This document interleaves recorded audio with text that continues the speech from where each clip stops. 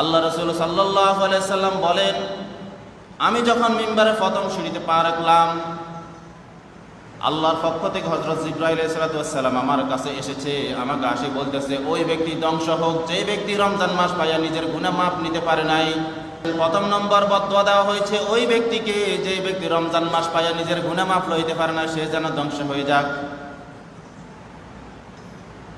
আল্লাহ রাসূল সাল্লাল্লাহু আলাইহি সাল্লাম বুখারীর বর্ণনায় এসেছে, মান সামা রমাযানান ঈমানান ওয়া ইহতিসাবান গুফিরা লাহু মা তাকাদ্দামা মিন যামবি।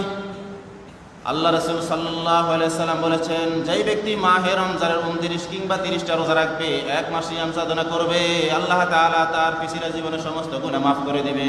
এই হাদিসের মধ্যে আল্লাহ রাসূল বলেছেন আল্লাহ তাআলা রমজানের রোজা রাখলে গুনাহ মাফ করে দিবেন।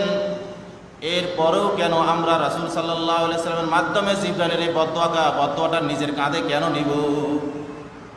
কি বলে?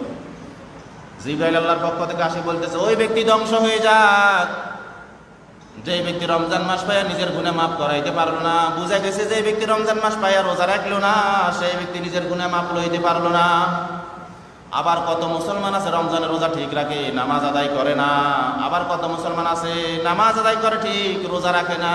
তারাবির নামাজ ঠিক মতো আদায় করে, কিন্তু ফজরের খবর নাই, জোহরের খবর নাই, আসরের খবর নাই, মাগরিবের খবর নাই, এশারের খবর নাই।